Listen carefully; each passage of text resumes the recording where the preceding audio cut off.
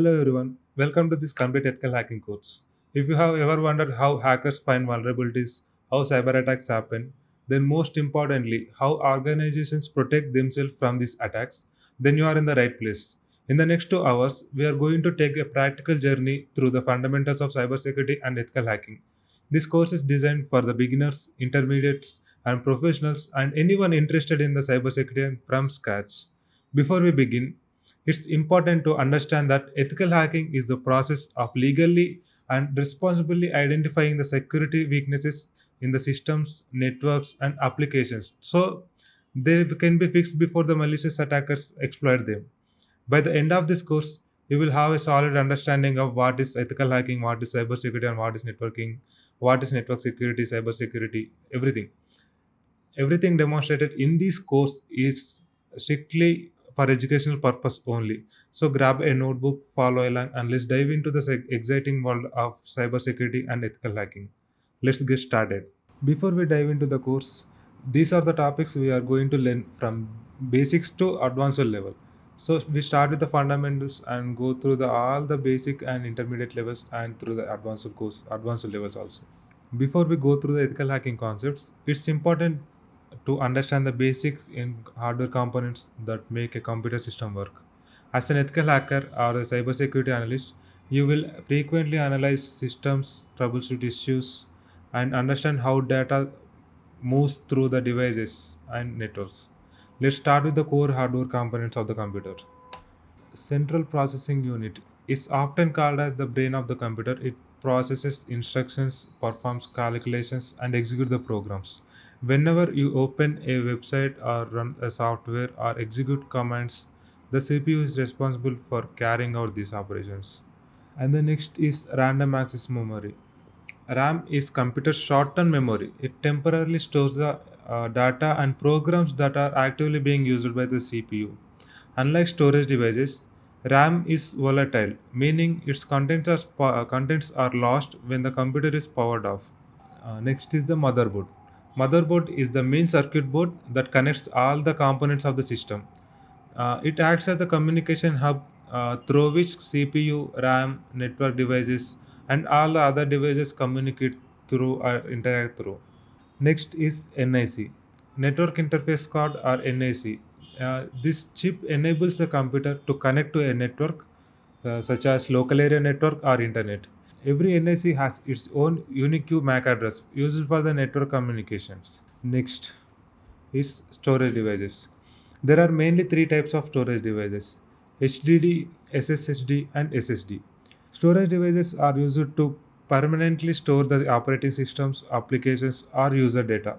Unlike RAM, data remains stored when the computer is powered off. HDD is the mechanical storage device which contains the magnetic storage device, which contains a magnetic disk. SSD, also called a solid state drive, which is faster and flash based storage. Next is SSHD, solid state hybrid drive. This is more faster than the SSD and more reliable.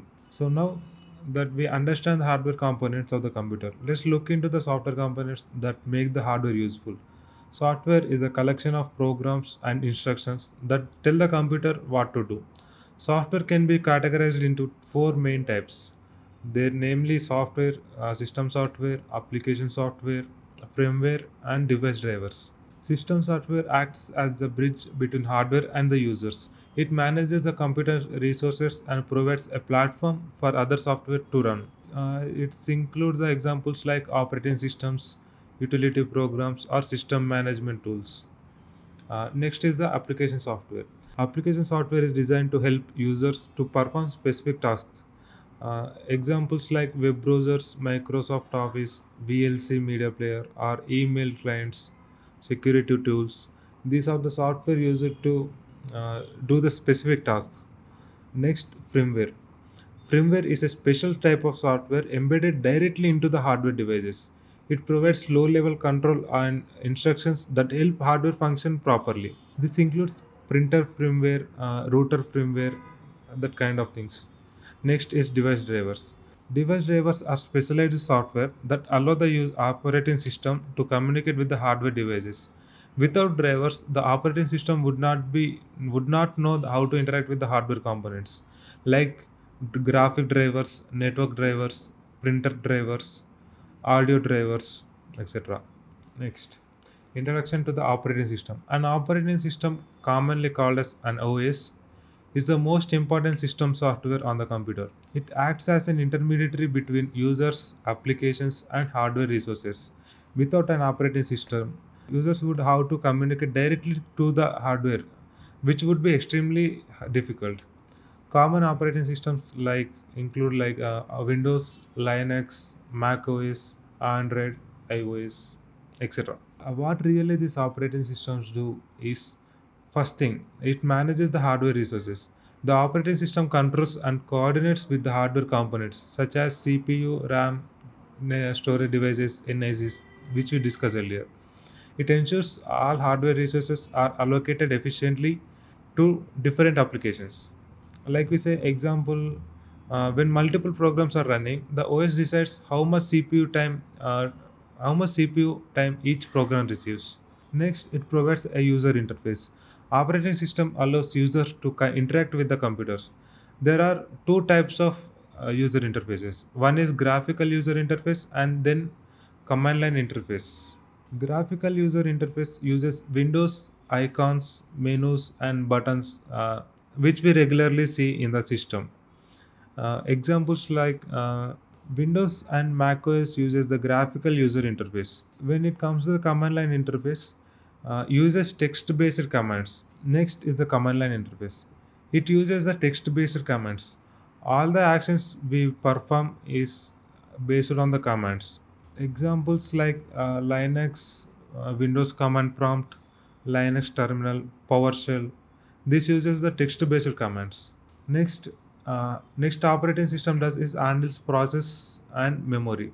A process is a running instance of a program. The operating system manages creation of the process, execution, scheduling, and terminations of the process. Examples like when the Chrome is open, the operating system creates one or more processes to run the browser so that it performs in a smooth way. Next, it handles the memory management. The operating system manages RAM and allocates memory to the running applications. It mainly focuses on the memory allocation, memory disallocation, virtual memory management, and memory protections. Like when multiple applications are running, the OS, each application receives the memory it needs while preventing unauthorized access or another application's memory. Why operating systems important for ethical hackers?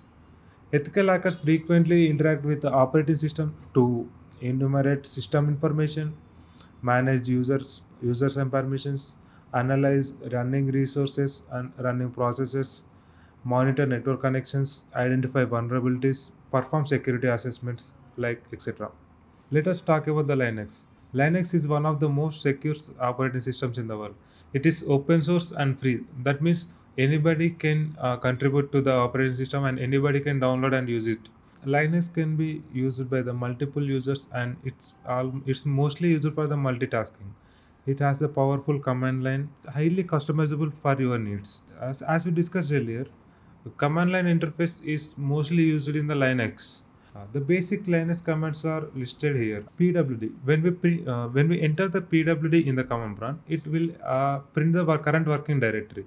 Like if you see here, when I enter the PWD, it gave me the path where I am currently working. I am currently working in the home and home/user locations.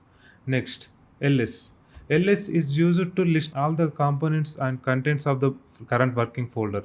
Like if when we enter the ls in the command prompt, it will list the all the components and contents of the folder. Like I enter the ls here, so it listed me the file names which are present in this folders. Next is the cd command used to change the current working directory. Like currently we are working in the home/users, right? When I enter the cd space next slash etc, it will automatically change the path to home/user/etc. Next is the mkdir. This command is used to create a new folder in the working directory. Like when enter mkdir and space name, it will create a new folder on this name. Next, rm. Rm is used to remove any specific file or folder. When I enter rm space file.txt, it will completely delete this file.txt from the directory. Next. Next is the copy command, cp. Cp command is used to copy a file or a directory. Here, cp space src.txt space dest.txt means it will copy the src.txt file into the same content into the destination file. It will copy the first file into the second file. Like it will duplicate the file, and it is also used to copy a specific file to the specific folder. Like we can write like cp space file name space path. So this file is being copied in this path. Next, move command. Like cp, mv will move the file to the specific file or specific folder. Like mv space file name space file name, it will move this file, move the content of this file to this move file. Next, cat. When we use this cat command, it will display the text of this file. Like when if we use a cat space file name file.txt, it will display the as a text which is in this file.txt. Next, grep. Grep is used to search the text in the files. Like grep space text space file name. So what it will do means it will search for the word error in this text file. Like here the result is error means the error word is not found in the log.txt. Next, chmod. Chmod is used to change the file permissions, like from administrative permissions to user permissions. This chmod space 755 space script dash sh. It means it will change the permissions of this file so that normal users can also open this file. Next, sudo. Sudo is also known as super user do. When we run this command, we in the terminal, we will become the super user so that we can perform the specific tasks which a normal user cannot do. When I enter sudo space apt space update, which will update the system software to the current version. So when we enter sudo space apt dot update, it will ask for the permission of the system. First, to install Kali Linux, we need VirtualBox. Go to Google and search for VirtualBox and open this link. Click the download button and select the Windows host here and select the location. Then search the Google for Kali Linux and open this website. Click on virtual machines and here under the VirtualBox, click the download symbol and select the path. Okay, the downloads are complete. Let's install them. First, open the VirtualBox file and follow the instructions to install the VirtualBox.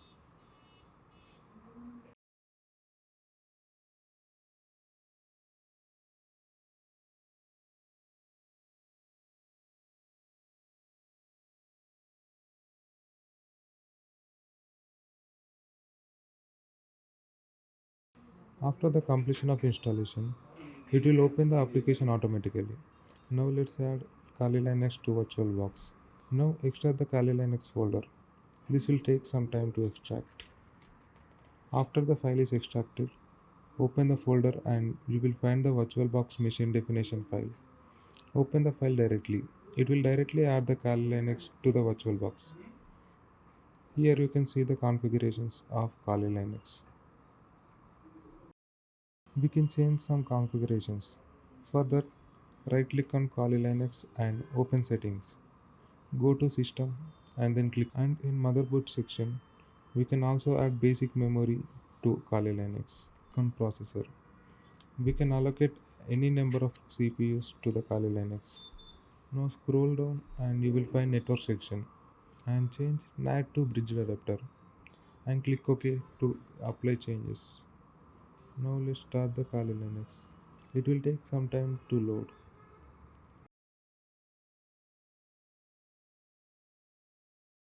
This is the login page of Kali Linux. The username and passwords are default, Kali and Kali. It is now setting up. This is the interface of Kali Linux. We can check the IP address of the Kali Linux through terminal. For that, open the terminal and enter the command ipconfig. In the results, under the ETH0 interface, you will find the IP address. What makes Windows and Linux different? Windows is all you know. It is user friendly, more convenient to use by the any user. But Linux is unique because it is open source and free. Anybody can download it. Anybody can uh, contribute to the development of the Linux. But there are different user cases. Like we use Windows for the specific task, but we use Linux for some specific tasks. We will talk about it in the next slides. Key differences of the Windows and Linux is Windows is ideal for the personal uses, and like they are more comfortable for the personal computers, like for everyday use or gaming or video editing, like such things. But Linux is different from this normal use. Linux is used for the servers and cybersecurity, ethical hacking, such kind of things. It is preferred for most preferred for the servers, networking, and cybersecurity environments. Most of the operating systems use Linux as the backbone. Now we discuss about the types of networks. First is the LAN, local area network. A local area network connects devices within a limited geographical area, such as a home or an office or a school or a building. In the building itself, it will cover a small area but with a high-speed communications. Usually, it is owned and managed by a single person or a company. Examples like home Wi-Fi, school Wi-Fi, or your office Wi-Fi. Next, VLAN, Virtual Local Area Network. Instead of physically separating the devices, VLANs uses software configuration on a network switches to create isolated network segments.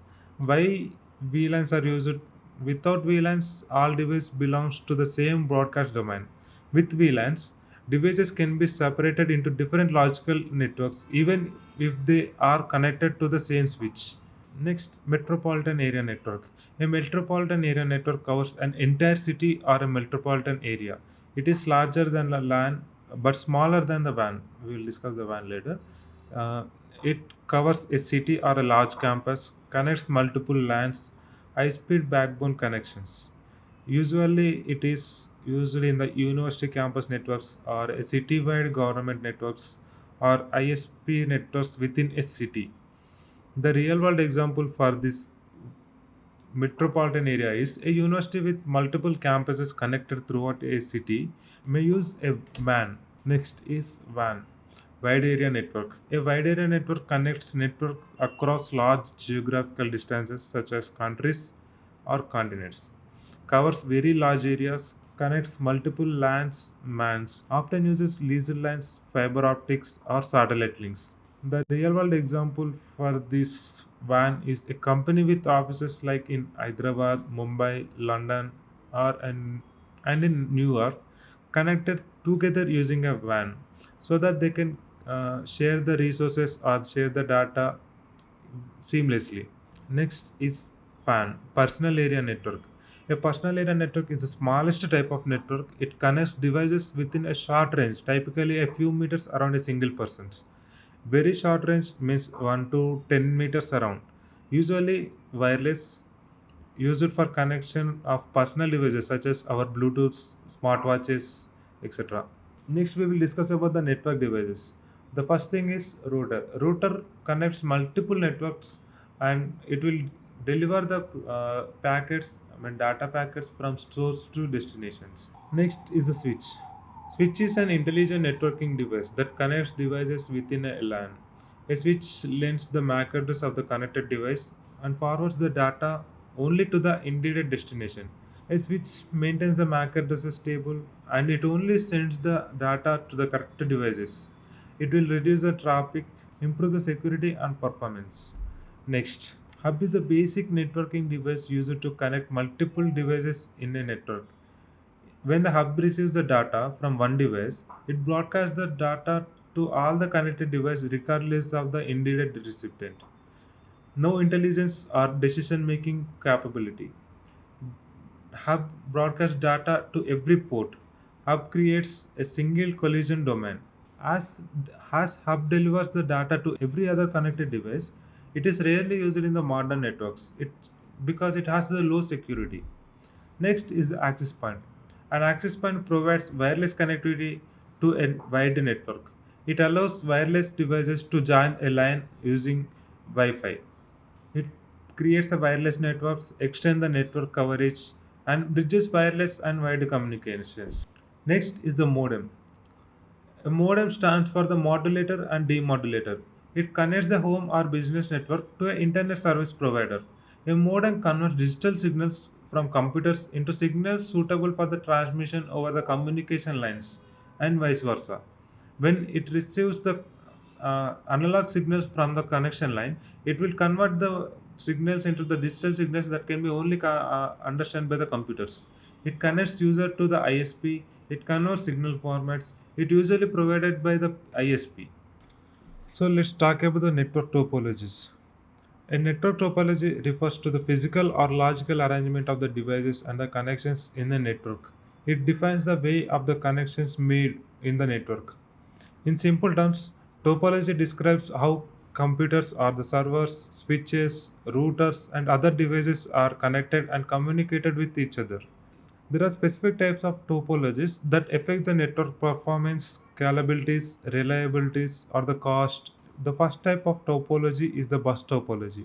In a bus topology, all the devices are connected in a single central cable, which is called as the backbone cable. Data travels along this cable and is received by all the connected devices. Bus topology mainly uses a single communication cable which is easy to install and requires fewer cables. And it is also inexpensive, which means it is very cost effective. The advantages of this bus topology are it is low cost and it is very easy to set up. Bus topology is suitable for the small networks. The main disadvantage of this bus topology is when the backbone cable is damaged, the entire network affected. Next is the star topology. In a star topology, all the devices are connected to a central device, such as a switch or a hub. All the communications passes through the central devices. The main characteristic of of the star topology is it has a centralized communication and the most commonly used topology today. The advantages of this star topology is it is easy to troubleshoot and the failure of the one device does not affect the others and it has a high performance. Next is the ring topology. In a ring topology, devices are connected in a circular loop. Each device connects to two neighboring devices. Data travels around the ring until it reaches the destination. The advantages of this ring topology are we can predict the performances of the network and all the devices in the ring topology have equal access to the data and it will reduce the packet collisions. Next is the mesh topology.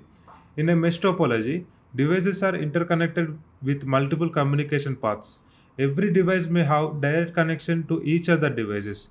The main advantages of this mesh topology is there is no single point of failure as every device is connected to each other. There is zero chance of the packet failures and there is a high chances of redundancy. Next is the hybrid topology. A hybrid topology combines two or more different types of network topologies. Organizations often use hybrid technologies, hybrid designs to meet specific business requirements.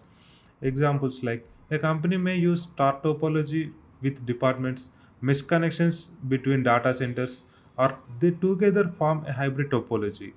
Advantages of this hybrid topology are they are flexible in design and they are scalable and it combines strengths of multiple topologies. The disadvantages of this hybrid topology is it is complex to manage these topologies and it has a higher implementation cost. Next, we will see what is IP addressing. For devices to communicate on a network, each device must have a unique identifier. The identifier called as an IP address, Internet Protocol Address. An IP address works like a postal address for a device. Just as a postal address helps deliver mail to the correct house, an IP address helps the data to reach the correct device on a network. IP address is used to identify a device on a network, enable communication between the devices in a network, and route the data across the network and the internet. Next, in this IP addressing, there are two versions in IP addresses. One is IPv4 and the other is IPv6. IPv4 is the most widely used IP addressing system. IPv4 address consists of 32 bits and is represented as four decimal numbers separated by the periods. You can see here the four decimal numbers are separated by the periods. This is the format of the IP address v4. Next IP address is the IPv6. IPv6 is developed to overcome the limitations of the IPv4. IPv6 uses 128 bits, providing a vastly larger address space. The format of the IPv6 address is shown here in the screen. This is the format of IPv6 IP address. It consists of 128 bits. The characteristics of IPv6 address is it has the use address space and improves the routing efficiency. And the other two types of the IP are public IP address and the private IP address. The public IP address is globally unique and accessible over the internet. Internet service providers assign public IP address to the network devices. The public IP is unique worldwide and internet accessible. It is assigned by the ISP. The real world example for the public IP is when you browse a website, the website sees your public IP address. And the other thing is private IP address. The private IP address are used within a local networks and cannot be accessed directly from the internet. The best real world example is when your laptop is connected to a home Wi-Fi, the IP address of your laptop is the private IP address and the IP address of your router is the public IP address which is provided by the ISP. And next is the ports and port numbers. What port actually means? An IP address identifies a device and the port number identifies a specific service or an application running on the device. An IP address is a building address and the port number is the room number. The best example you can see is a server may have IP addresses 192.168.1.10, port number as IT that indicates a web service is running on the server, and the port numbers are ranged from 0 to 6535. That means there are total number of 6536 number of ports present in the networks, and there are some commonly used ports, which means the port number 80 is used for HTTP and port number 443 is used for HTTPS and port number 22 is used for secure cell. These port numbers are fixed for these services. That means another service cannot be used in those port numbers. Next is the subnetting. Subnetting is the process of dividing large network into manageable smaller network called subnets. Subnets improve performance and reduces the broadcast traffic, and it can also increase the security and simplify the network management. As we understand IP addressing, ports, and networking basics, let's discuss one of the most important concepts in the networking, that is OSI model. OSI stands for Open Systems Interconnection Models. OSI is the conceptual framework that explains how data travels from one device to another device across the network. Think of an OSI model as a step by step process that data flows while moving from sender to receiver. Instead of trying to understand networking as a complex process, the OSI model divides communication into seven layers, each layer performing a specific function. As a cybersecurity professional and ethical hacker, understanding the OSI model helps us identify where attacks occurs and troubleshoot network issues. Let's start with the physical layer. The physical layer is the lowest layer of the OSI model. This layer is responsible for transmitting raw bits across a physical medium. It deals with actual hardware components and electricals and wireless signals. The hardware components includes in the physical layer are like network cables, fiber optic cables, and wireless radio signals. At this layer, data will go through the encoding and represented as ones and zeros. The physical layer does not understand IP addresses, MAC addresses, or applications. Its only job is to transmit and receive signals. For example, when you connect an Ethernet cable to your computer, the communication happening through the cable occurs at the physical layer. Next layer is the data link layer. It is responsible for communication between devices on the same local network. This layer uses MAC addresses to identify the devices. MAC address is unique hardware address assigned to a network interface card. The data link layer packages the data into units called frames. Common devices operating at this layer includes switches, network interface cards, and some protocols like Ethernet, Wi-Fi operate on this layer. For example, when your laptop sends data to another computer connected on the same switch, the data link layer uses MAC addresses to ensure the frame reaches the correct devices. The next layer after the data link layer is network layer. Network layer is responsible for routing the data between different networks. While layer 2 uses MAC addresses, layer 3 uses IP addresses. The main goal of the layer is determine the best path for the data to travel from source to destination. The network layer packages the data into units called packets. Network layer uses devices like routers and protocols like IPv4 and IPv6. Imagine you are sending a message from Hyderabad to Dubai. The network layer determines how the packet travels across multiple networks to reach the destination.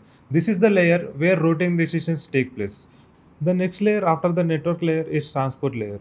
It is responsible for end-to-end communication between devices. It ensures that data reaches the correct application and arrives reliably. This layer introduces the port numbers. An IP address identifies a device and a port number identifies a service running on the device. The transport layer packages the data into units called segments. The most common protocols used in this transport layer are TCP and UDP. TCP provides reliable communication by ensuring that data arrives correctly and in the proper order. UDP prioritizes speed and does not perform reliability checks. For example, web browsing generally uses TCP and video streaming often uses UDP. And the next layer is the session layer. The session layer manages the communication sessions between the devices. A session is simply an active connection between two systems. This layer is responsible for establishing sessions and maintaining them and terminating the sessions. For example, when you log into a website, a session is created between your browser and the server. This session layer ensures that this communication remains active while you continue to interacting with the website. Think of this layer as a meeting coordinator that starts, manages, and ends the conversations. Next is the presentation layer. It is responsible for translating, formatting, and securing the data. It ensures that receiving systems can properly understand the information that is being sent. Functions performed by this layer includes data translation, encryption, decryption, and compression. For example, when you access a secure HTTPS website, encryption mechanisms help protect the data that is being transmitted. The presentation layer ensures that data remains secure and properly formatted during the communication. Think of this layer as a translator that converts information into a format both devices can understand. Next layer is the application layer. Application layer is the layer that is closest to the user. It provides network services directly to the applications and the users. This is the layer where users interact with the network services. Common protocols in this layer includes HTTP, HTTPS, FTP, SMTP, DNS, etc. And the applications operating at this layer includes web browsers, email clients, file transfer applications, etc. For example, when you open the Google in your browser, you are interacting with the application layer. This layer does not refer to the application software itself, but rather the network services used by these applications. Many cyber attacks such as SQL injection, cross-site scripting, and phishing attacks target the services operating at this layer. Now we understand what each layer does, but how data travels through the OSI model. Let's say you open a website in your browser. At layer 7, that is application layer, the browser generates an HTTP request. Next, in the layer 6 of presentation layer, the data may be encrypted using HTTPS. At layer 5 session layer, a communication session is being established, and then at the next layer, TCP adds port information to the data, and at the layer 3, an IP address is being added to the data, and the next layer at the data link layer, the MAC address is being added, and at the layer 1, which is the physical layer, the data is converted into electrical or wireless signals and transmitted. On the receiving side, the process happens in the reverse until the web server receives the request. This process is known as encapsulation and decapsulation. And the next concept is TCP/IP model. TCP/IP stands for Transmission Control Protocol and Internet Protocol. While the OSI model is mainly a conceptual model used for understanding networking, the TCP/IP model is practical model used on the internet today. Every time you browse a website or send an email or use an online application, the communication follows the TCP/IP model. The TCP/IP consists of four layers: application layer, transport layer, internet layer, and network interface layer. Let's understand each layer. The layer 1 is the network interface layer.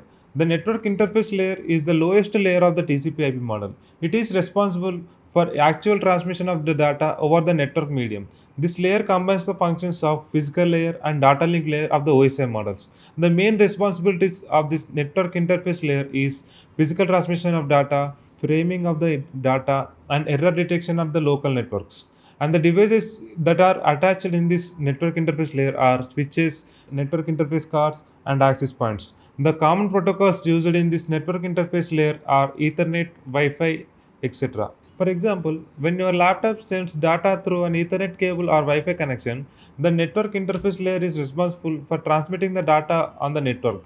Think of this layer as a road that carries vehicles from one place to another. The next layer is the internet layer. The internet layer is responsible for logical addressing and routing.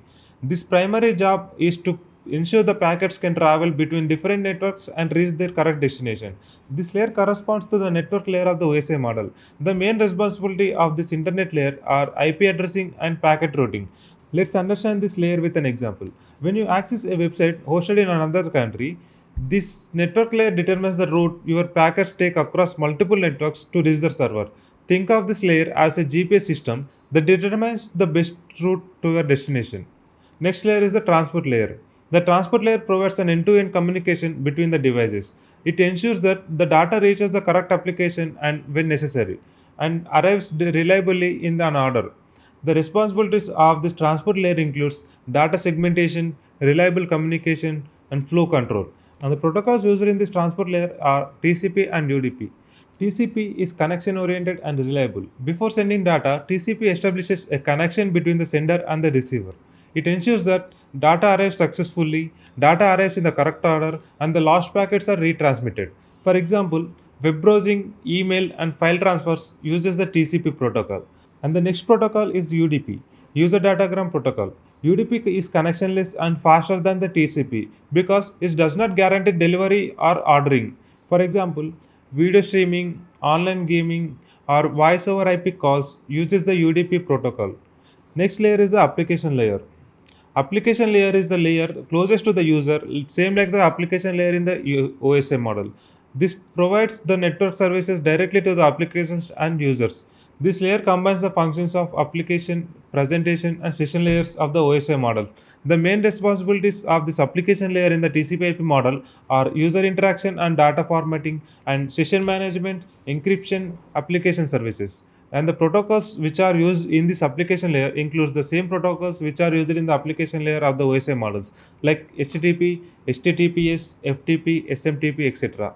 Applications like web browsers, email clients, file transfer tools, and remote access tools are performed at this layer.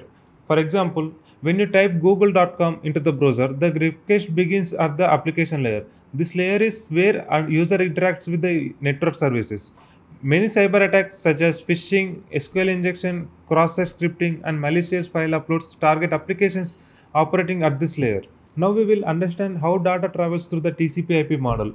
Let's use a simple example. Suppose you open a website. At the application layer, your browser creates an HTTP or HTTPS request. At the transport layer, TCP adds port numbers and establishes a connection. An IP address is added to identify the destination server. And at the last layer, the packet converted into signals and transmitted to Ethernet or Wi-Fi. And the receiving device performs the reverse process until the data reaches the web server. This is the same process which is used in the OSI model, like encapsulation and decapsulation. Why is the TCP/IP model over the OSI model? The TCP/IP model is the foundation of modern networking and the internet. Understanding it helps the cybersecurity professionals to analyze the network traffic, perform packet analysis, understand communication flows, troubleshoot connectivity issues, and conduct penetration testings. Almost every networking tool used in the ethical hacking interacts with one or more layers of the TCP/IP models. Let's understand the TCP three-way handshake. It is the process used to establish a reliable connection between a client and a server before initiating the communication. At step 1, this is your computer and this is the web server. When your computer wants to connect to a web server, your computer sends a packet called SYN, which is named as synchronization. The synchronization packet basically says, "Hello server, I would like to start a conversation with you." At this point, the client is requesting a connection. And at the step 2, the server receives the synchronization packet. If the server is available and willing to communicate, It responds with the synchronization and acknowledgement packet, which means I received your request and I am ready to communicate. The server acknowledges the client's request and sends its own synchronization packet. At step 3, the client receives the synchronization and acknowledgement packet. The client sends an acknowledgement packet back to the server.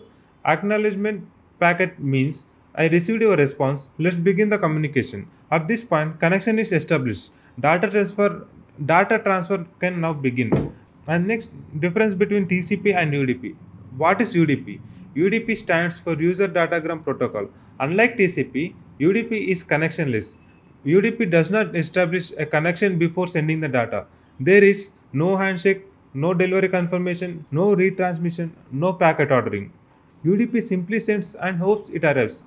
UDP is much faster than the TCP. Then why we are using UDP? Some applications prioritize speed over reliability. For example, when watching a live video stream like IPL or any other ODI match, losing one packet is usually not a problem. Waiting for retransmission would create delays and buffering. Therefore, speed is preferred. UDP is commonly used for video streaming, online gaming, voice calls, etc. To understand better, let us differentiate them with an example. Imagine sending a package through a courier service. TCP is like the courier that requires signatures, tracking, confirmations, delivery verification, etc. You know exactly when the package arrives. UDP is like throwing a flyer into someone's mailbox. It is fast, but you don't know whether the person is actually receiving it or not. Now we understood the TCP and UDP. Let's look at some common protocols that are used every day. The first one are HTTP and HTTPS. HTTP and HTTPS protocols are used for communication between web server and the web browser. Whenever you open a website, your browser uses one of these protocols to request and receive web pages. The main difference is security. HTTP stands for Hypertext Transfer Protocol, whereas HTTPS transfer Hypertext Transfer Protocol secure. HTTP uses port number 80 and HTTPS uses port number 443. The main difference between two protocols is the security. And the next is FTP and SFTP. FTP and SFTP are protocols used to transfer files between systems. Organizations use these protocols to upload, download, and manage files on remote servers. The primary difference is again security. FTP stands for File Transfer Protocol, whereas SFTP stands for SSH File Transfer Protocol. Here again, SSH stands for Secure Shell. FTP uses port number 21 and SFTP uses port number 22. FTP data FTP transfers data without encryption and SFTP transfers the data with encryption and decryption. And next is DNS. DNS stands for Domain Name System. DNS acts like a phone book of the internet. We human understands names like google.com, youtube.com, facebook.com. For example, this is your computer and you search for the scalar.com. The DNS query is being sent to the DNS resolver and the DNS resolver searches their servers for the IP address of the scalar.com. When it finds the IP address of the scalar.com, it is sent back to the DNS resolver and then to our computer. And here the IP address is stored in the DNS cache so that whenever you access the scalar.com again in the future, it will directly retrieve from the DNS cache. Next is the DHCP. DHCP stands for the Dynamic Host Configuration Protocol. DHCP automatically assigns network settings to the device joining in the network. Without DHCP, users would need to manually configure the IP address, subnets, and default gateway. For every device, when you connect your phone or laptop to the Wi-Fi, it automatically receives an IP address from the DHCP server. The DHCP uses port number 67 for the DHCP server and the 68 for the DHCP client. DHCP process follows four steps: discover, offer, request, and acknowledge. This is the most commonly remembered as DORA. D for discover, O for offer, R for request, and acknowledge. Next is the SMTP. SMTP stands for Simple Mail Transfer Protocol. SMTP is the protocol responsible for sending emails between email clients and the web mail servers, as well as between mail servers themselves. Whenever you send an email, SMTP works behind the scenes to deliver your message. So we are done with the networking part. Let's move into the world of cybersecurity. Cybersecurity is the practice of protecting networks, applications, data from unauthorized access, attacks, or theft. In today's digital world, organizations stores massive amounts of sensitive information such as personal data, financial records, business information, intellectual property, and government records. Cybersecurity helps ensure that this information remains secure and accessible only by the authorized users. In simple terms, cybersecurity is the process of protecting digital assets from cyber threats. The primary goal of cybersecurity is to protect information and systems from cyber threats while ensuring business continuity. Security professionals work to prevent attacks, detect threats, and respond to incidents. Cybersecurity is a broad field that consists of multiple specialized areas. The first thing is network security. Network security focuses on protecting computer networks from unauthorized access and attacks. It involves securing network devices, communication channels, and network traffic.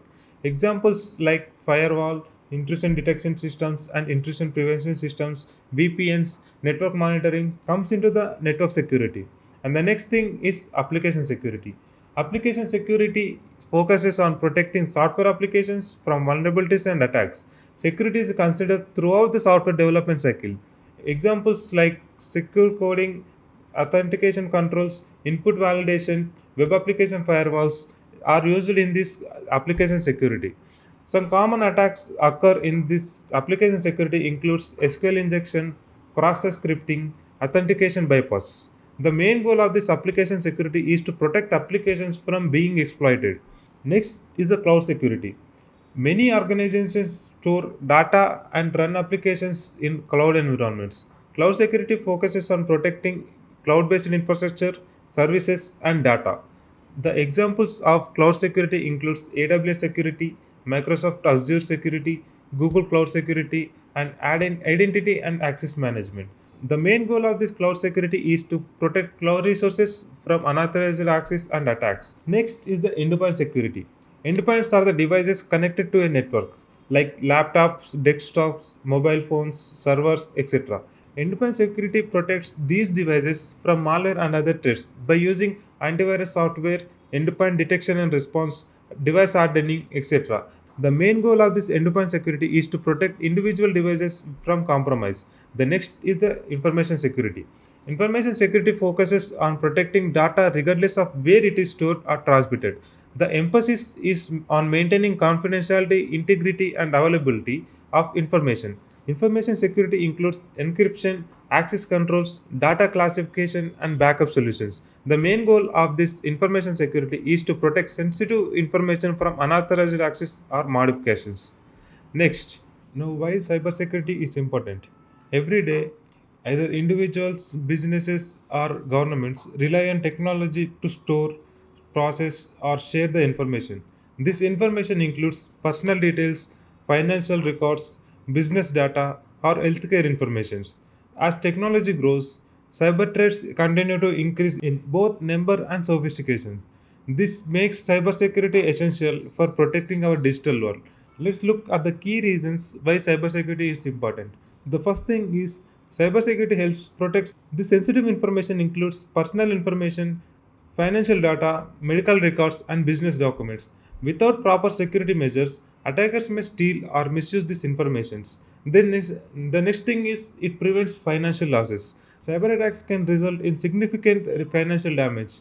Organizations may lose money due to data breaches, ransomware attacks, business interruptions, or fraud and theft.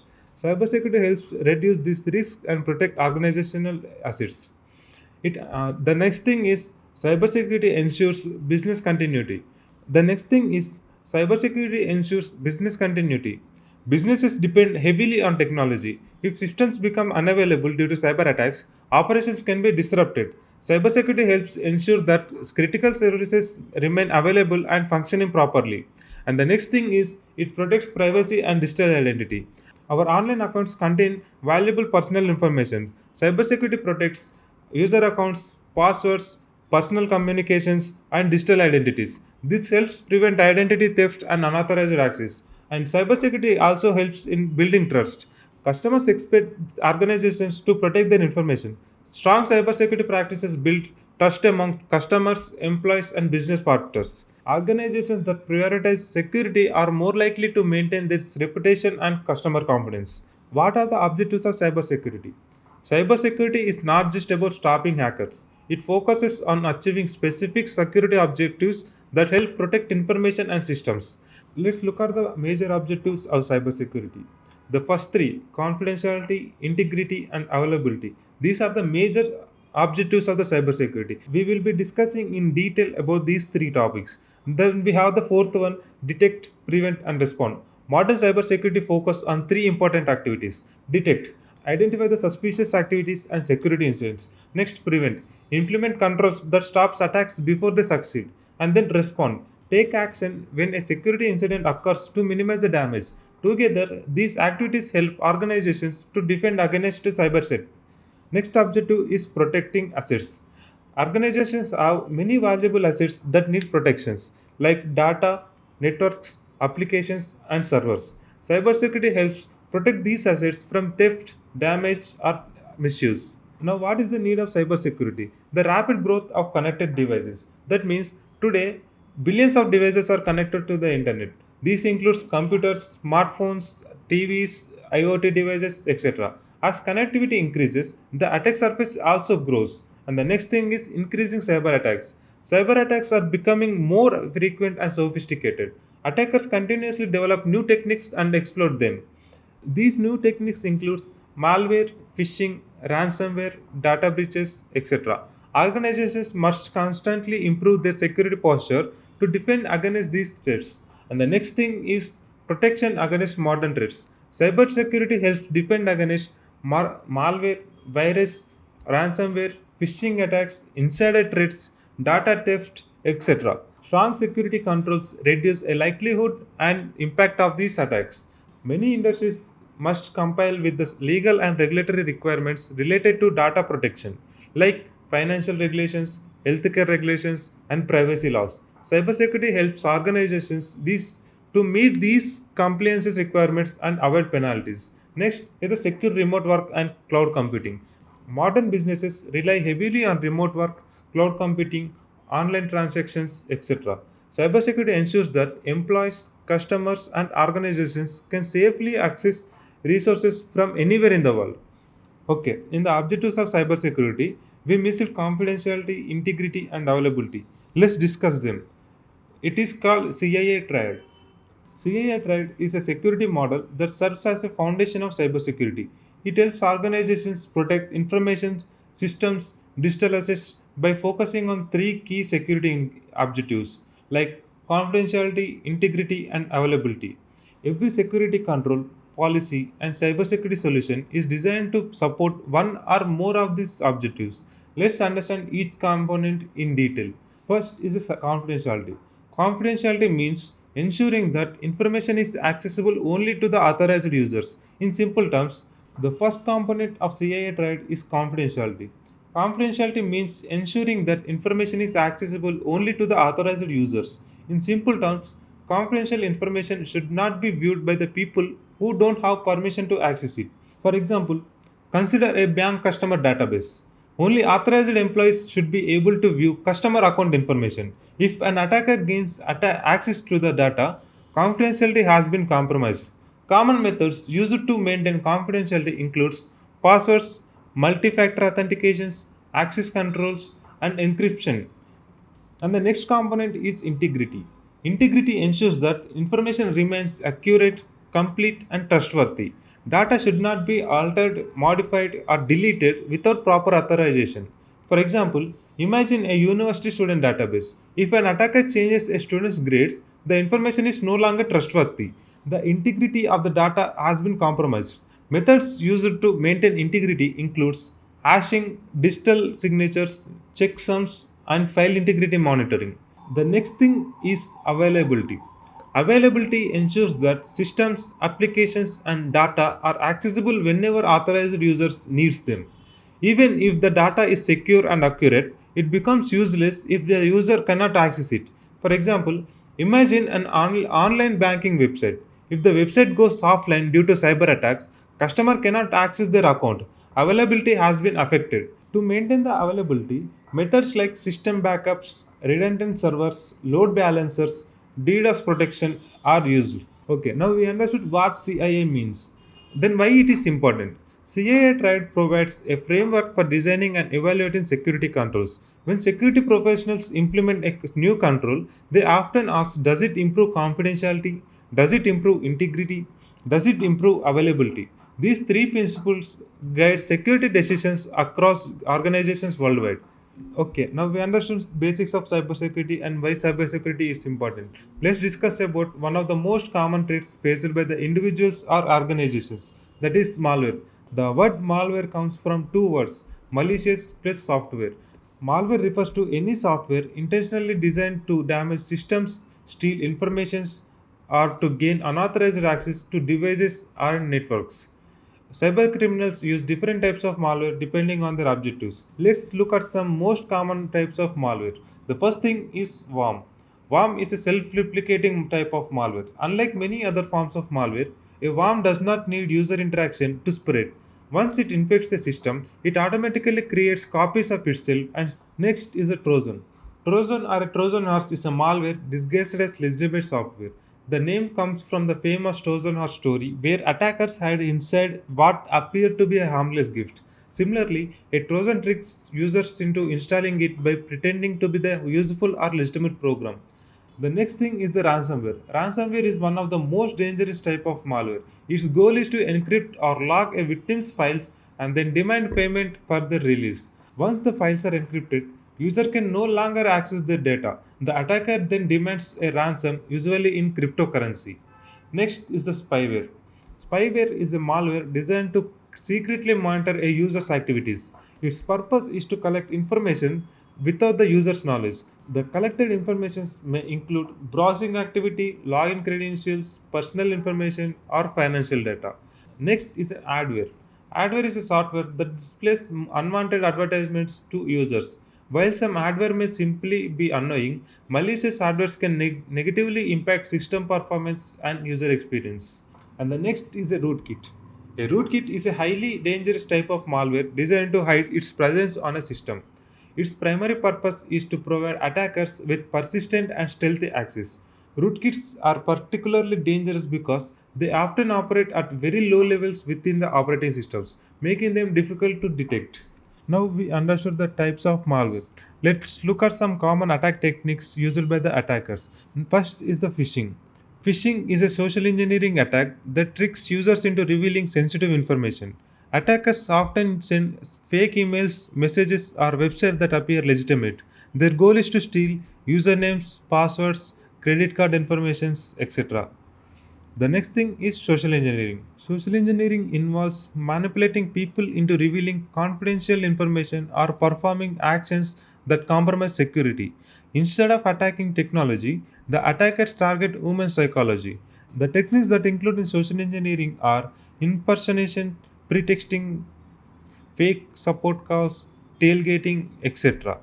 Attackers often find it easier to trick people than to break through technical defenses. Next thing is DOS attack. DOS stands for denial of service. The goal of the DOS attack is to make a service unavailable to a legitimate user. The attacker overwhelms a server or an application or a network with excessive traffic or requests. As a result, legitimate users can no longer access the server. Next is the DDoS attack. DDoS stands for Distributed Denial of Services. It is similar to the DOS attack but far more powerful. Instead of a single attacking system, multiple compromised systems attack the target simultaneously. Because the attack originates from many devices, it becomes more difficult to stop. Next thing is the password attacks. Password attacks attempt to gain access to the accounts by discovering user passwords. Common techniques for the password attacks include brute force attacks, dictionary attacks, confidential stuffing, or password spraying. The weak passwords significantly increase the risk of successful attacks. The next thing in the list is MITM attack. MITM stands for a man in the middle attack. It occurs when an attacker secretly interrupts communication between two parties. The attacker positions themselves between the user and the destination system. This allows them to monitor communications, capture sensitive data, or modify information.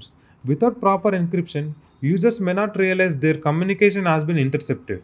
The next thing is SQL injection. SQL injection targets web applications. The next thing is SQL injection. SQL injection targets web applications that interact with databases. Attackers inject malicious SQL commands into the input fields to manipulate database operations. A successful SQL injection attack may allow attackers to view, modify, and delete data and bypass the authentication. SQL injection remains one of the most common web application vulnerabilities. The next thing is cross-site scripting. Cross-site scripting or XSS occurs when attackers inject malicious scripts into web pages. When other users visit the affected page, the script executes within their browser. Attackers may use XSS to steal session cookies, hijack accounts, redirect users, or display malicious content. XSS targets users rather than the web servers itself. The next is the major types of attackers.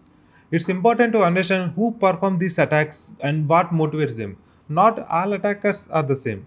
Some attacks for money, some for curiosity, some for political reasons, and some even accidentally create security risks. The first one are the script kiddies. Script kiddies are individuals with limited technical skills.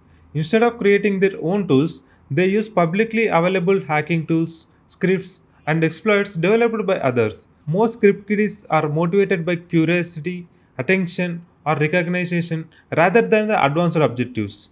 Think of them as people who know how to use hacking tools but don't fully understand how those tools works. Next are the black hat hackers. Black hat hackers are the malicious attackers who engage in illegal activities. Their goals may include like stealing data, financial gain, or service disruptions. These are the attackers organizations actively defend against. When people hear the word hacker in the news, they often referring to the black hat hackers. Next are the white hat hackers. White hat hackers are authorized security professionals. They use the same techniques as attackers but do so legally and with permissions. Their goal is to identify vulnerabilities before malicious attackers can exploit them. Examples like penetration testers, security analysts, ethical hackers are the white hat hackers. As ethical hackers, people who work as penetration testers, security analysts, and ethical hackers are the white hat hackers. As ethical hackers, this is the category we belong to. Next is the grey hat hackers. Grey hat hackers operate somewhere between white hat and the black hat hackers. They may discover vulnerabilities without authorization, but often report them rather than exploit them for the malicious purposes. Although their intentions may not be harmful, accessing systems without permission can still be illegal. Next are the insider threats. Not all threats come from the outside of an organization. Insider threats originate from the people who already have legitimate access.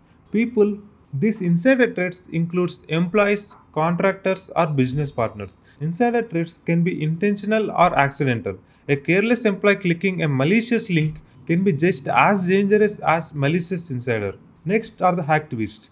Activists use hacking techniques to support political, social, or ideological causes. These attacks are often intended to attract public attention or promote a specific message. The goal of the hacktivist is often publicity rather than the financial goal. Next is the phases of hacking. Now let's understand how attackers typically approach a target. Cyber attacks usually follow a structured process known as phases of hacking. Understanding these phases of hacking. Now let's understand how attackers typically approach a target. Cyber attacks usually follow a structured process known as the phases of hacking. Understanding these phases helps defenders identify and stop attacks before they succeed. The first phase is reconnaissance, also known as footprinting, is the information gathering phase. The attacker collects as much information as possible about the target. The information may include IP addresses, domain names, employee information, technologies used, publicly available information, etc. The more information attacker gather, the easier the later phase becomes. Next phase is the scanning and enumeration. Once the information is collected, the attackers begin identifying systems and services. Activities like host discovery, port scanning, service enumeration, banner grabbing, and vulnerability identifications. Like vulnerability identification happens here. The objective is to find potential entry point to the target environment. The next phase is the gaining access. In this phase, attackers exploit vulnerabilities to gain unauthorized access. Methods may include like password attacks, exploits, SQL injection, misconfiguration, and social engineering. This is the stage where the actual compromise occurs. And the next phase is maintaining access. After the gaining access, attackers often attempt to maintain persistence. This allows them to return even if the original vulnerability is fixed. Common methods includes backdoors, trojans, rootkits, or scheduled tasks. The attackers want long-term access to the system. And the last phase is cover and tracks. To avoid detection, attackers attempt to hide evidences of their activities, like deleting logs, clearing command history, modifying timestamps, and removing malware artifacts. The goal is to make investigation and detection more difficult. Why understanding these phases matters. As a cybersecurity professionals, we study these phases not to perform attacks, but to defend against them. By understanding how attackers think and operate, we can detect threats earlier, strengthen security controls, identify vulnerabilities, and prevent successful attacks. This is one of the core principles of ethical hacking, understanding the attacker's mindset in order to build stronger defenses. We understood the phases of hacking. Let's take a deeper look at the first phase, reconnaissance, also called as footprinting. Footprinting is a process of gathering information about a target before attempting any attack. The more information an attacker collects, the easier it becomes to identify weaknesses and plan future attacks. The main goal of footprinting is to understand the target's environment and identify potential attack surfaces. The examples of information that attackers may collect includes IP addresses, domain names, employee informations, email addresses, network information, etc. Footprinting is generally divided into two categories: passive reconnaissance and active reconnaissance. Passive reconnaissance involves gathering information without directly interacting with the target. The target usually remains unaware that information is being collected. Common sources includes search engines, social media platforms, public records, news articles, company websites, who is information, or online forums or communities. For example, an attacker may visit a company's websites and LinkedIn profiles to learn about the employees, technologies, and organizational structure. Because there is no direct interaction with the target systems, passive reconnaissance is generally difficult to detect. Next is the active reconnaissance. Active reconnaissance involves directly interacting with the target systems. Unlike passive reconnaissance, these activities may generate logs and alerts. The passive reconnaissance techniques includes port scanning, DNS queries, banner grabbing, service enumerations, network mapping, or social engineering. For example, an attacker may use scanning tools to discover open ports and services running on a target system. Because direct communication occurs, active reconnaissance is more likely to be detected by security teams. This is about the active and passive reconnaissance. The goal of the reconnaissance is to identify attack surfaces, collect target information, understand the environment, discover the potential vulnerabilities, and plan future attack phases.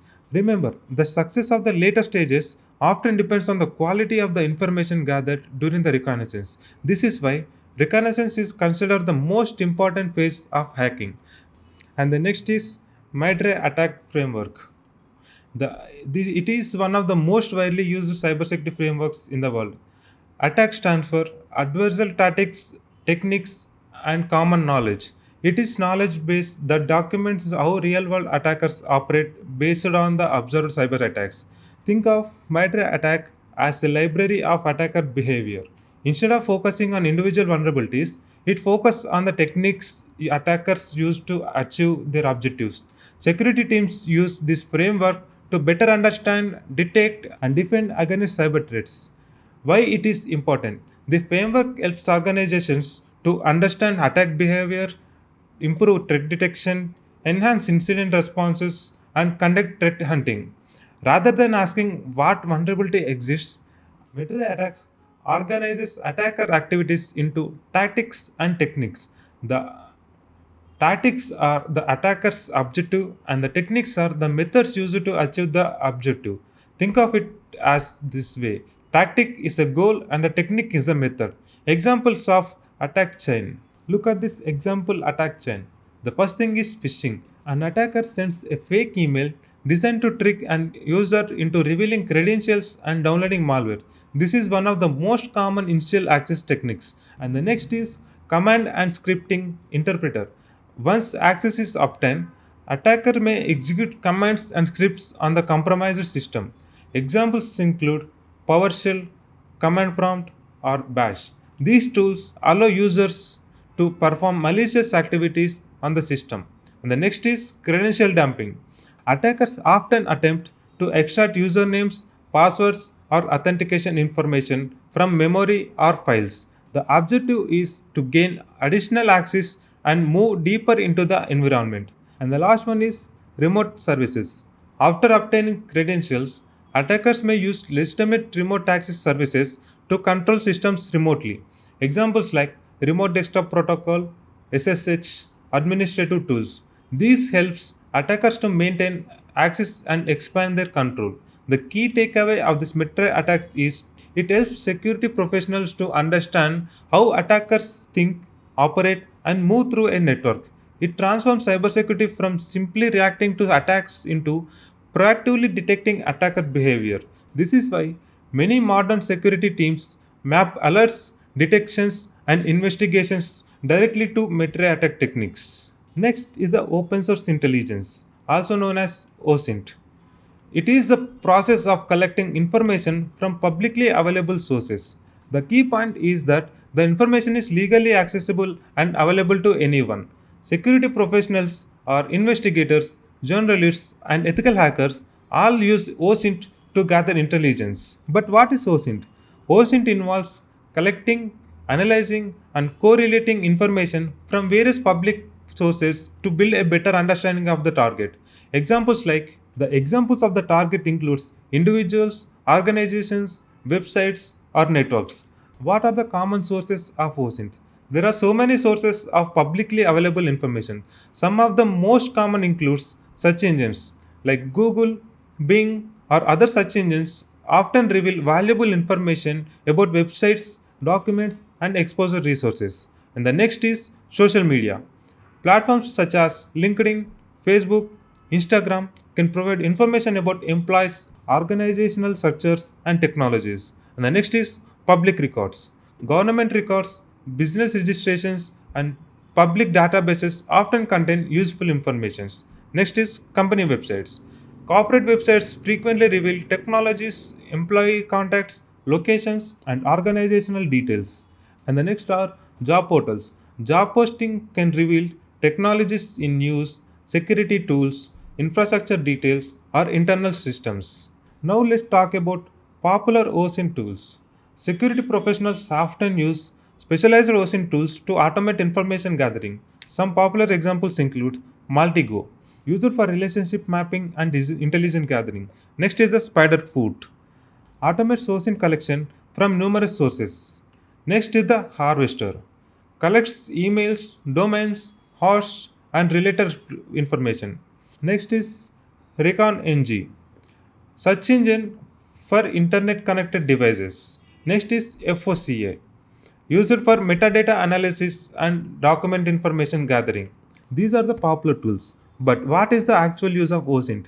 OSINT is valuable for many cybersecurity activities such as information gathering, threat intelligence, exposure assessments, and security assessments. Many organizations focus heavily on protecting internal systems but overlook information that is already publicly available. Attackers often gather significant amounts of intelligence without ever touching the target's network. This is why OSINT is considered one of the most powerful and safest reconnaissance techniques. Remember, the more information available publicly, the easier it becomes for attackers to plan future attacks. As an ethical hacker, understanding OSINT helps us identify and reduce that exposure before attackers can exploit it. Now let's discuss about one of the most powerful reconnaissance techniques used during information gathering, Google darking, also known as Google hacking. It is the practice of using advanced Google searching operators to discover specific information that may not be easily visible through normal searches. The important thing to understand is that Google darking does not hack systems directly. Instead, It helps find information that has already been indexed by the Google. Think of Google as a massive database or publicly accessible information.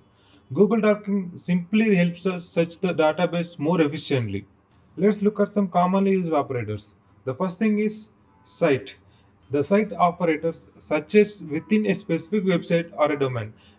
Example, site colon example.com. It will only search as the example.com websites. And the next type is file type. The file type operator searches for a specific file type like PDF, doc, PPTX, etc.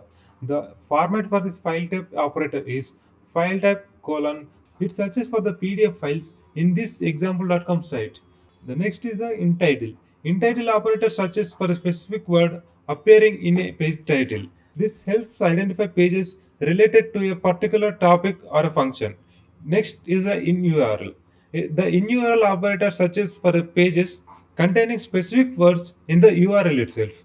This can help identify administrative panels, login pages, or other resources. These are the commonly used operators in the Google Docking. But why Google Docking is useful? Security professionals use Google Docking to discover publicly available information, identify exposed documents, or to find hidden pages, and to perform reconnaissance herself. Remember, the goal of an ethical hacker is to identify and help securing the exposed information, but not misuse it. The simple example, this Google Docking is a powerful OSINT technique that helps security professionals gather information and understand the organization's public footprint. And the next is Shodan. The Shodan is often called as the search engine for internet connected devices. While Google indexes websites and web pages, Shodan indexes devices and services connected to the internet. Think of the Google as search engine for content and Shodan is the search engine for systems. What does Shodan discover? Shodan can discover servers, routers, IoT devices, security cameras, databases, industrial control systems, or network appliances. These devices are identified by scanning the internet and collecting information about publicly accessible services. Next, what information does Shodan show? When Shodan identifies a device, it may display information such as its IP addresses, open ports, running services, its geographic location, what type of device it is, and organization or ISP information. This information helps security teams understand what is exposed to the internet. Next, how Shodan works. The process is very simple. First, Shodan scans large number of IPs across the internet. Next, it connects to common ports and collects service information, often called banners. It then stores and indexes this information. Users can search the database and analyze the results. Why Shodan matters? Organizations often expose systems to the internet without realizing it. Shodan helps identify exposed assets, misconfigured services, open ports, potential security risks, active surface exposure. Security teams frequently use Shodan to view their organization from an attacker's perspective. In simple words, Google helps you find websites, Shodan helps you find internet connected devices. Both are valuable reconnaissance tools used during information gathering and exposure assessment. Next is WHOIS and DNS lookup. WHOIS and DNS lookups are two essential reconnaissance techniques used to gather information about domains and internet infrastructure. Although they are often used together, they provide different types of information. The first thing, what is WHOIS? WHOIS is a service used to retrieve domain registration information. It helps identify details about a domain and its registration. Information may include domain name, registrar, registered dates, expired date, name servers, and administrative information. The next thing is DNS lookup. It focuses on how a domain is configured and how it operates on the internet. Remember, DNS translates domain names into IP addresses. A DNS lookup helps identify records associated with a domain. Examples include a DNS lookup helps identify records associated with a domain. The records includes A record, MX record, NS record, CNAME records, etc. Why are these techniques important? These two techniques help security professionals to investigate a domain ownership, identify infrastructure, discover mail servers, perform subdomain enumeration, support incident response, and conduct reconnaissance. By analyzing DNS records, defenders and attackers alike can learn a great deal about the organizational external infrastructure. The common tools used for these two techniques are WHOIS, NS lookup, dig, etc. Remember, tells us who registered a domain. DNS lookup tells us how the domain operates in the internet. Together, they provide valuable information about the organization's online presence. The next thing is security controls. Security controls are safeguards implemented to reduce risk and protect systems and networks and applications. In simple terms, security controls are defenses organizations put in place to prevent, detect, and respond to the cyber attack. Security controls are the defenses organizations put in the place to prevent, detect, and respond to a cyber security. In simple terms, security controls are the defenses organizations put in place to prevent, detect, and respond to cyber threats. Without security controls, system would be far more vulnerable to attacks. The first thing is administrative controls. Administrative controls focuses on the policies, procedures, and people. These controls define how security should be managed within an organization, like security policies, procedures, awareness trainings, risk management programs, etc. Administrative controls helps to establish a strong security culture. And the next is technical controls. Technical controls are technology-based security mechanisms. And the next is technical controls. Technical controls are technology based security mechanisms. These controls help prevent and detect attacks through software and hardware solutions like firewalls, encryptions, multi factor authentications, etc. And the next thing is physical control. Physical controls protect facilities, equipment, and physical assets like access control systems, CCTV cameras, security guards, locker server rooms, and biometric access systems. Physical security is important because attackers can sometimes bypass digital controls through physical access. Next is the monitoring controls. Monitoring controls help organizations to identify suspicious activity and security incidents. Like this includes log monitoring, security information and event management, vulnerability scanning, and security monitoring systems. The main goal is early detection of the threats. And the next thing is detective and corrective controls. These controls help identify and recover from the security incidents like incident response, backup and recovery, patch management, and security investigations. These controls minimize damage and help organizations recover quickly. Okay, these are the types of security controls. Why security controls matter? Security controls help organizations to protect sensitive data, reduce security risk, maintain compliance, improve business continuity, and build customer trust. What is the relationship with CIA and security controls? Security controls directly support the CIA trade. Protect information from unauthorized access, protect information from unauthorized access, protect information from unauthorized modifications, ensure system remain accessible when needed, track actions and maintain responsibilities for activities performed within the environment. The main thing to understand about the security controls is reconnaissance self-identify information, but security controls help protect information. A strong cybersecurity program combines both offensive knowledge and defensive controls to reduce the organizational risk. Okay, now we are done with the reconnaissance and information gathering techniques. Let's look at what happens when security professionals being actively analyze systems. The process usually follows four steps: host discovery, port scanning, service enumerations, and banner grabbing. The first step is host discovery. Before scanning a network, we need to know which systems are actually online. Host discovery helps identify active devices connected to a network like servers, workstations, routers, printers, etc. The goal is simple: determine which IP address belongs to a live streams. The goal is simple. It determines which IP addresses belong to a live systems. Think of it like walking through a neighborhood at night and identifying which houses have their lights turned on. Those houses are active systems. Without house discovery, we would waste time scanning devices that are offline. And once we know which hosts are active, the next step is port scanning.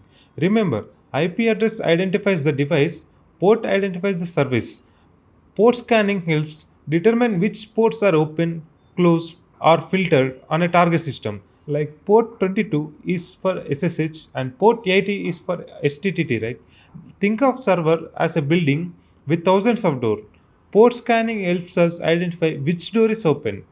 Open ports often indicates services that may be accessible from the network. This helps security professionals understand the attack surface of the system. After identifying the open ports, the next step is service enumeration. At this stage, we want to know what service is running, what version is running, what technology is being used, like like on port 22, OpenSSH, like on port 80, Apache Web Server, etc. Service enumeration provides much deeper insight into the target system. Think of it like finding an open door and then looking inside to see what room it leads to. The more information we collect, the better we understand the environment.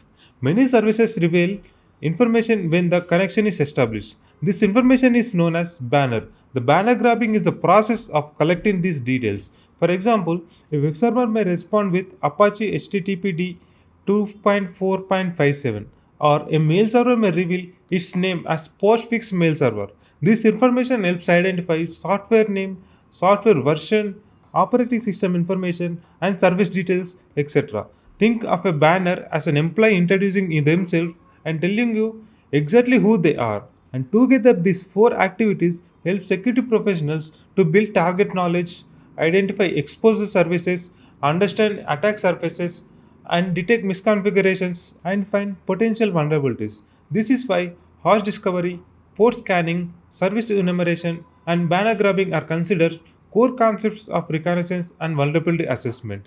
The next is vulnerability management lifecycle. Organizations constantly discover new vulnerabilities in systems, applications, and network devices. Simply finding vulnerabilities is not enough. There must be a process for identifying, prioritizing, and fixing and monitoring them. This process is known as vulnerability management lifecycle. The first stage is discovery. Organizations identify assets and scan them for vulnerabilities like servers, workstations, applications, cloud resources, etc. The goal is to understand what assets exist and what weaknesses may be present. You cannot protect what you don't know exists. And the next stage is assessment. Once the vulnerabilities are discovered, they must be assessed. Not every vulnerability presents the same level of risk. During assessments, security teams analyze the level of severity, exploitability, business impact, and likelihood of the attack. The objective is to understand how dangerous each vulnerability is. The next stage is prioritization.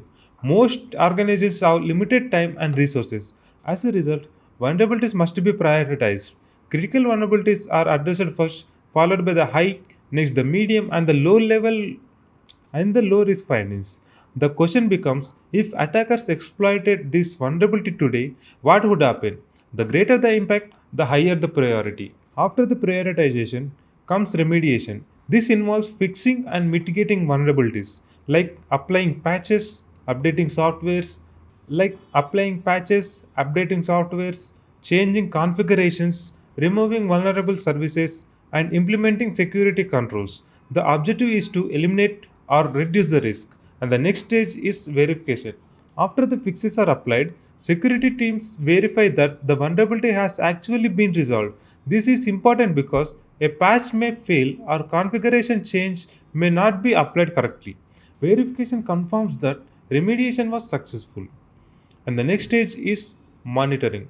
Security is not one time activity. New vulnerabilities appear constantly. Organizations must continuously monitor their environment and repeat the process. This creates a cycle of continuous improvement. Now let's see the benefits of the vulnerability management. A strong vulnerability management program helps reduce security risk, improve security posture, maintain compliance, increase operational efficiency, and protect critical assets. Remember, finding vulnerabilities is only the beginning. Managing them effectively is what improves a security. Next is the vulnerability scanner, NISS. One of the most widely used vulnerability assessment tool in the cybersecurity industries is NISS. NISS is a vulnerability scanner that helps organizations identify security weaknesses in systems, networks, or the applications. Instead of manually checking thousands of potential issues, NISS automates the process. NISS is a vulnerability assessment tool developed to identify security weaknesses before attackers can exploit them. It performs thousands of security checks and generates detailed reports. Think of a NISS as a security inspector that examines systems for potential problems. NISS provides several important capabilities like vulnerability detection, configuration auditing, compliance check, risk prioritization, detailed reporting. These features help security teams quickly identify and manage risk. How NISS works? NISS scanning process generally follows 5 steps. The first thing is discover. NISS identifies live ports, open ports, and available services. And the next thing is assess. The scanner compares discovered systems against thousands of vulnerability checks. It looks for missing patches, misconfigurations, weak passwords, or outdated software. And next comes the analyze. NISS evaluates severity, exploitability, and potential impact of the vulnerability. This helps determine the level of risk associated with each finding. And the next is the report. NISS generate detailed reports showing vulnerability details, affected systems, severity ratings, and recommended fixes. Report can be exported into multiple formats. And the last thing is remediate. Security teams review the findings and take corrective actions. Examples like installing patches, updating softwares, changing configurations, strengthening the security controls. What does a NISS can detect? NISS can identify missing security patches, misconfigurations, open ports and services, weak passwords, outdated softwares, web application issues, database vulnerabilities, or SSL TCL problems. This makes NISS one of the most comprehensive vulnerability scanner available. NISS can also classify vulnerabilities according to the risk level of the vulnerability.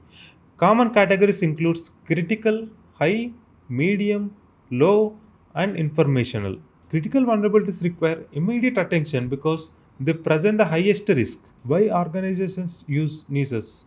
Organizations use NISS because it helps proactively identify risk, improve security posture, support compliance requirements, automate vulnerability assessments, and save time and resources.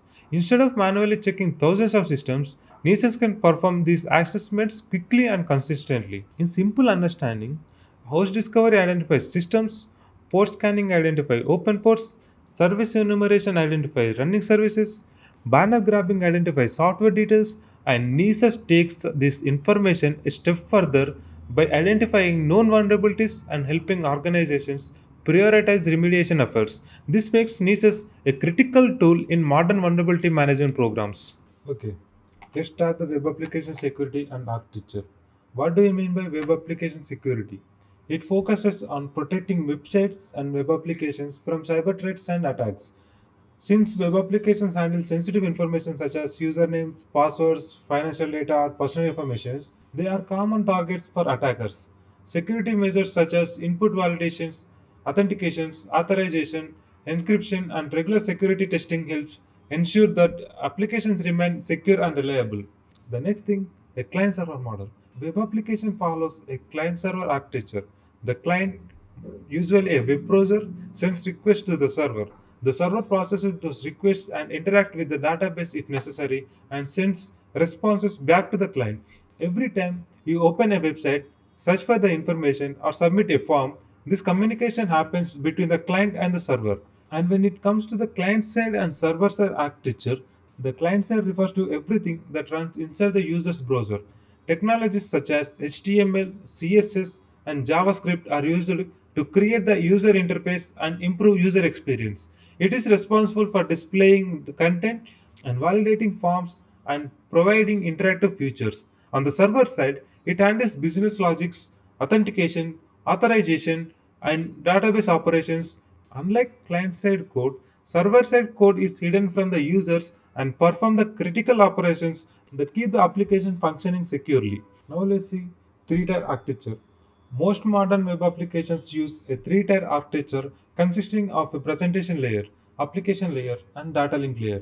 The presentation layer handles the user interface, and the application layer processes the requests and business logic, and the data layer stores and manages the information in the database. The main objective of this web application security is to ensure confidentiality, integrity, and availability of the application data while protecting users and systems in the cyber threats. And let's discuss about the sessions, cookies, and session management. A session is a mechanism used by the server to track users' activity after successful login. It helps the websites remember users as they navigate through the different pages without requiring them to authenticate repeatedly. A cookie is a small piece of information stored in the user's browser. Cookies often contain session identifiers that allow the server to recognize users during future requests. Next, the session management is the process of creating, maintaining, monitoring, and terminating user sessions securely. Proper session management ensures that authenticated users can access resources safely while preventing unauthorized access. Let's talk about the session lifecycle. Session lifecycle begins when a user logins in. The server creates a session, sends a session identifier through a cookie, and uses that identifier to tag the user until logged out or session expiration. Now let's talk about the session fixation. Session fixation occurs when an attacker forces a victim to use a known session identifier. If the victim logs in using the session, the attacker may gain unauthorized access. And session hijacking occurs when an attacker steals a valid session identifier and uses it to impersonate a legitimate user. Next, cookie security. Cookies should be protected using security attributes such as secure, HTTP only, and same site to reduce the risk of theft and misuse. Next is the timeout. Session timers automatically terminate inactive sessions after a specified period, reducing the risk of unauthorized access from unattended devices. Next is the authentication. Authentication is the process of verifying the user's identity before granting access to the system or application or the resources. It answers the questions: who are you? The main part of the authentication is credentials. Credentials are the piece of information used to prove identity, such as username, passwords, pins, or security tokens. Let's see the types of authentication. The first one is a single factor authentication. It relies on one verification method, typically a password. Although widely used, it provides limited security if credentials are compromised. The next thing is multi-factor authentication or MFA. Requires two or more verification factors. This significantly increases security by adding additional layers of protection. The verification factors of MFA includes three types: knowledge, possession, and inherence. The knowledge factors refers to something the user knows, such as password, PIN, or security question. The possession factor refers to something the user possesses, such as smartphone, OTP token, or a smart card. The the inherence factor refers to something the user is, such as fingerprint, facial recognition, or iris scan. During the verification, the system validates the credentials provided by the user and determines whether access should be granted. Authentication helps prevent unauthorized access, protect user identities, and reduce the livelihood of the account compromise. The next is the authorization and access control. Authorization is the process of determining what actions or resources an authenticated user is allowed to access. It answers the question, what are you allowed to do? And access control refers to the policies and mechanisms used to enforce authorization decisions and restrict access to resources. The access control includes multiple models. The first thing is role based access control models. It aligns permissions based on the predefined rules such as administrator, manager, or employee. User inherit permissions from the roles assigned to them. And the another thing is attribute based access control model. It makes access decisions based on the attributes such as department, location, job title, or the time of access. This provides more granular control over the permissions. The next thing is OAuth. It is an authorization framework that allows users to grant limited access to the applications without sharing their passwords. It is commonly used in social login systems such as login with Google. Let's talk about the least privilege. The principle of least privilege ensures that users receive only minimum permissions required to perform their job functions. Auditing. Auditing involves recording and reviewing user activities to ensure accountability and detect suspicious behavior. Monitoring helps organizations track access attempts, identify anomalies, and respond to a potential security incident. The primary objective of authorization and access control is to ensure that users can access only the resources and actions they are permitted to use, thereby protecting sensitive data and critical systems. The next thing is OWASP Top 10. Now we understand web applications, authentication, sessions, access controls. Let's discuss one of the most important standards in the web application security, the OWASP Top 10. OWASP Top 10, the OWASP stands for the Open Worldwide Application Security Project. It is a globally non-profit organization on improving software security. One of its most popular publications is the OWASP Top 10, which highlights the most critical security risks affecting the web applications. Think of the OWASP Top 10 as the most wanted list of web application vulnerabilities. It helps developers, security professionals, and organizations understand the risks that attackers commonly exploit. The purpose of OWASP Top 10 is not just to list vulnerabilities, but to help organizations to identify weaknesses, improve secure coding practices, and prioritize security efforts. Many organizations use the OWASP Top 10 as a foundation for secure application development and security testing. Some of the most common risks include broken access control, authentication failures, injection attacks such as SQL injection, security misconfigurations, vulnerable software components, and cryptographic failures. These vulnerabilities are responsible for large percentage of real-world web application breaches. As an ethical hackers, understanding the OWASP top 10 is an essential because it provides a roadmap of where vulnerabilities are more likely to exist within a web application. Throughout this course, many of the attacks and testing techniques we discuss will relate directly to the risks identified by the OWASP. Okay, let's start with the wireless security, which focuses on protecting wireless networks such as Wi-Fi from unauthorized access, eavesdropping, and net attacks. Unlike wired networks, wireless communication travels through radio signals, making it easier for attackers to intercept traffic if proper security measures are not implemented. Wireless networks have evolved through several Wi-Fi standards such as A02.11a, B, G, N, and AC and AX, which improve speed, coverage, and efficiency. Along with these advancements, wireless security protocols have also improved. WEP was the earliest security standard that was found to be weak and vulnerable to attacks. WPA improved security. WPA2 introduced strong AES encryption and became the industry standard for many years, while WPA3 provides stronger authentication and protection against password guessing attacks. Despite these improvements, wireless networks face several common threats. One example is evil twin attack. When an attacker creates a fake Wi-Fi hotspot that appears legitimate to trick users into connecting. Another threat is the deauthentication attack, which forces users to disconnect from the wireless network. Weak passwords can also allow attackers to crack Wi-Fi credentials, while rogue access points are unauthorized wireless devices connected to the network without approval. To secure wireless environments, organizations should use WPA3 whenever possible, implement stronger passwords, enable multi-factor authentication where applicable, regularly monitor wireless activity, and remove unauthorized access points. Wireless security is critical because wireless networks often serve as the first entry point into the organizational infrastructure. Next is cloud security. As organizations increasingly move applications and data to cloud platforms, cloud security has become one of the most important areas of cybersecurity. Cloud security refers to the technologies, policies, controls, and practices used to protect cloud based systems, applications, and data. One of the primary goals of the cloud security is protecting data stored in the cloud. This includes encrypting data both at the rest and during the transmission to prevent unauthorized access.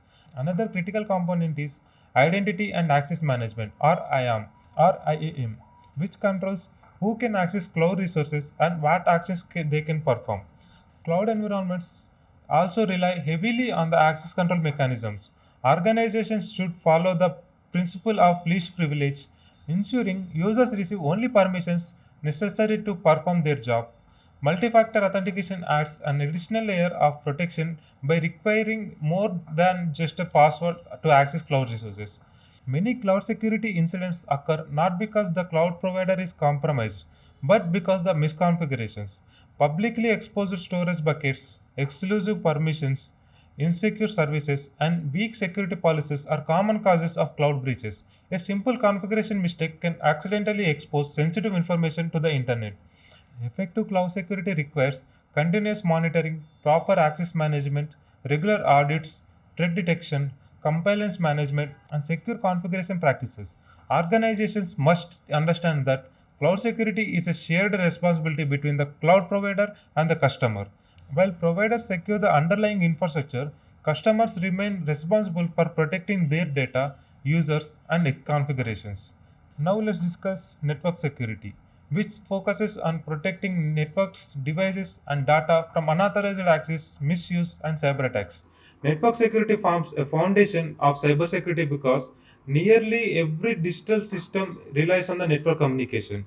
At the core of the network security are the CIA principles: confidentiality, integrity, and availability. As we know, confidentiality ensures that information is accessible only to the authorized users, while integrity ensures that data remains accurate and unchanged. Availability ensures that systems and data are accessible whenever they are needed. The key strategy in network security is defense in depth, which means implementing multiple layers of security rather than relying on a single control. If one security layer fails, additional controls remain in place to protect the environment. One of the most common network security controls is the firewall. Firewall inspects traffic and determine whether it should be allowed or blocked based on predefined rules. Different types of firewalls provide different levels of protection. Packet filtering firewalls examine traffic based on IP addresses, ports, and protocols. Stateful firewalls track active connections and make decisions based on the connection states.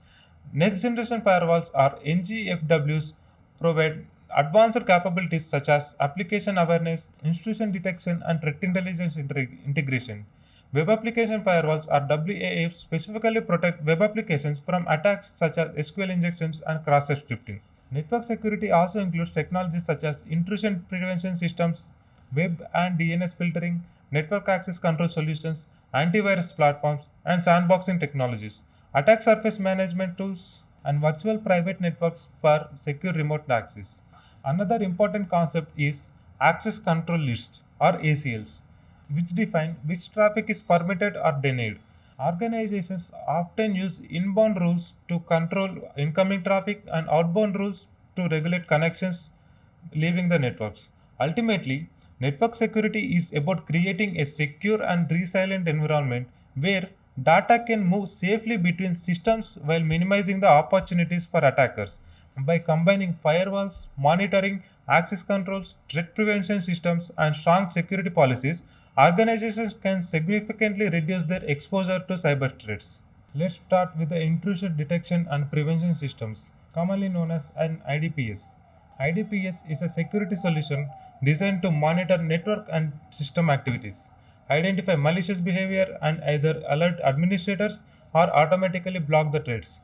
Think of it as a security guard that continuously watches network traffic and system activities looking for suspicious actions. IDPS works using different detection methods. Signature based detection compares activity against a database of known attack patterns, and anomaly based detection identifies unusual behavior that deviates from normal network activity. Behavior based detection focuses on identifying suspicious actions that resemble attackers' techniques. When a threat is identified, the system can generate alerts, log events, or actively block malicious traffic. There are two main categories within IDPS. An intrusion detection system or IDS monitors traffic and generates alerts when suspicious activities is detected. Examples include network IDS, which monitor network traffic, and host IDS, which monitors activity on individual systems. An intrusion prevention system or IPS goes step further by automatically blocking or preventing malicious activity.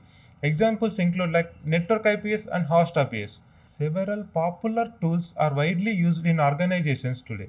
Snort and Suricata are most popular open source IDS and IPS solutions. Zeek is known for network traffic analysis, while OSSEC and Wazoo provide host-based intrusion detection and security monitoring capabilities. Together, these technologies help organizations detect attacks early, a redu- attacks early, reduce risk, and improve overall network security. Several popular tools are widely used in organizations today. Snort and Suricata are popular open source IDS and IPS solutions. Zeek is known for network traffic analysis, while OSSEC and Wazoo provide host-based intrusion detection and security monitoring capabilities. Together, these technologies help organizations detect attacks early, reduce risk, and improve overall network security. Next, let us discuss network access control, commonly known as NAC. It is a security solution that determines who and what is allowed to connect to the network. Before granting access, NAC verifies the identity of users, validate devices, and ensure compliance with the security policies. Imagine an employee is connecting a laptop to corporate network. Before allowing access, NAC checks whether the user is authorized or not, whether the device belongs to the organization, whether antivirus software is installed, and whether the security updates are current. If all requirements are met, access is granted. If the device fails security checks, it may be isolated or denied access completely. NAC operates through several key points. NAC operates through several key components. The first one is the device authentication. It verifies that the endpoint is trusted and compliant. And the next thing is user authentication. User authentication confirms the identity of the individual requesting the access. Next, the policy enforcement applies security rules based on the roles, departments, and security posture. Next, the vulnerability or exploit validation accesses devices for potential risks before allowing network connectivity. The primary goal of NAC is to ensure that only trusted users and secure devices can access organizational resources. This significantly reduces the risk of malware infections, insider threats, and unauthorized accesses. Next, virtual private networks. Moving on to the virtual private networks or a VPN, it is a technology that creates a secure and encrypted tunnel between a user devices and the network over the internet. This encrypted tunnel protects data from being interrupted or viewed by the unauthorized parties. When a user connects to the VPN, all network traffic is encrypted before it leaves the device. The traffic then travels securely through the internet or VPN server, which forwards the request to the intended destination. Because the communication is encrypted, attackers on the public Wi Fi networks or untrusted network connections cannot easily view or manipulate the transmitted data. VPNs provide several important benefits. VPNs provide several important benefits. First, they protect sensitive data while it is in transit. Second, they enable secure remote access, allowing employees to connect safely to the corporate networks while working from anywhere in the world. Third, they enhance privacy by hiding users' network traffic from potential eavesdroppers. Finally, they help secure communications between remote offices, cloud environments, and enterprise networks. VPNs have become an essential component of modern cybersecurity, particularly with the rise of remote work and distributed business environments. They provide a secure method of accessing organizational resources without exposing sensitive information to public networks. The next thing is network monitoring. Network monitoring is the continuous observation and analysis of network traffic, devices, systems, and applications to ensure performance, availability, and security. It provides organizations with the visibility into the what happening across the infrastructure in the real time. The primary purpose of the network monitoring is to detect suspicious activities, identify performances, issues, and respond quickly to the security incidents. Security teams collect logs, data from various sources, including firewalls, routers, switches, servers, applications, and intrusion detection systems. By analyzing this information, they can identify unusual behavior, unauthorized access attempts, network failures, or potential cyber attacks. One of the most widely used network monitoring tool is Wireshark. Wireshark is a network protocol analyzer that captures and intercepts packets traveling across a network. Security professionals use it to troubleshoot connectivity issues, investigate security incidents, analyze protocols, and understand how systems communicate with another. Effective network monitoring provides complete visibility into network activity, enabling organizations to detect threats faster, investigate incidents more efficiently, and maintain reliable operations. In modern cybersecurity environments, continuous monitoring is essential because attackers often attempt to remain hidden within the networks for extended periods. By maintaining visibility into network traffic and system behavior, organizations can identify and respond to threats before significant damage occurs. The next thing is network traffic analysis. It is a process of capturing, intercepting, and analyzing network communications to understand how devices interact and to identify security threats. Every time data travels through a network, it is broken into packets, and each packet contains important information such as source and destination IP addresses, ports and sequence numbers, and protocol details, and actual data being transmitted. By analyzing these packets, security professionals can gain visibility into the network activity and detect abnormal behavior. The process typically starts with a packet capture, where network traffic is collected using a tool such as Wireshark. Once captured, the traffic is analyzed to identify patterns, suspicious connections, or performance issues. Different types of analysis can be performed depending on the protocol involved. DNS analysis helps identify suspicious domains and unusual name resolution activities. HTTP analysis allows analysts to inspect web requests and responses to detect malicious traffic or application issues. TLS analysis focuses on the encrypted communications by examining certificates, encryption metadata, and connection details. Network traffic analysis is essential for troubleshooting, threat hunting, and incident responses by maintaining visibility across the modern networks.